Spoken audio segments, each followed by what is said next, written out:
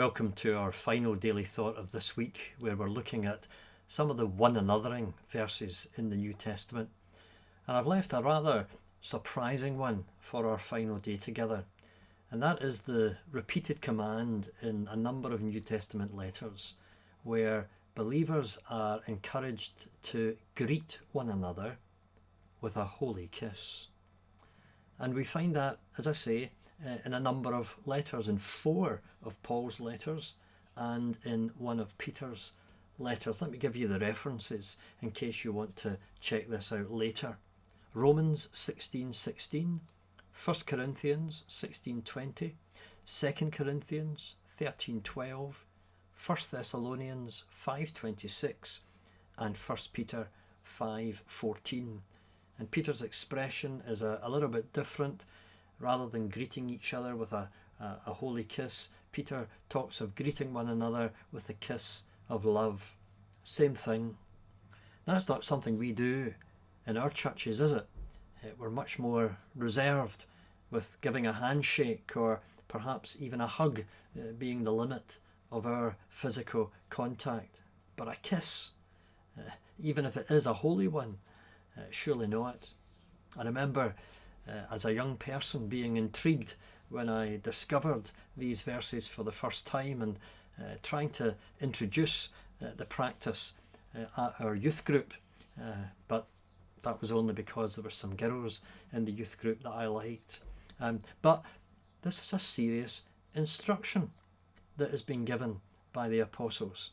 We know from early Christian writings from the 2nd century and beyond that this holy kiss, this kiss of love, was a regular feature in their worship setting, especially when the believers would gather to celebrate the Lord's Supper. And in ancient Middle Eastern societies, the kiss as a sign of greeting, of respect, of affection, was a common gesture for members of the same family, and that would perhaps be extended to some close social acquaintances. But what made this unusual amongst these Christian communities is the fact that it was something that was shared at the worship setting and something that was done amongst all of the people who were there. Men and women, rich and poor, slave and free, Jew and Gentile. All of those differences, those social and religious and cultural differences, had been overcome through their shared faith in the Lord Jesus Christ. And what they were saying is, we belong to one family who refer to one another as brothers and sisters in Jesus.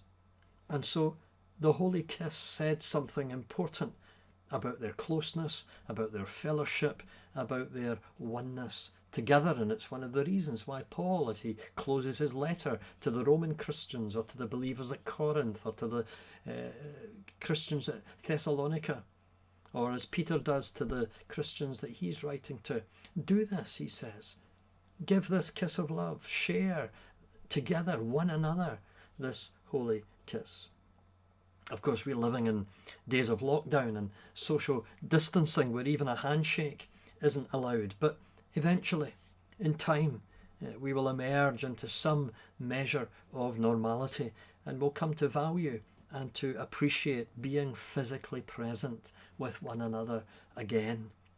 And perhaps starved of human contact for so long, that welcome hug, that firm handshake will be much appreciated.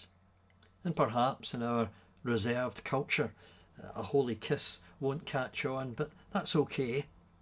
The important thing is that we capture its spirit, that our shared faith in Jesus transcends the things that make us different from one another, and that we welcome one another as family.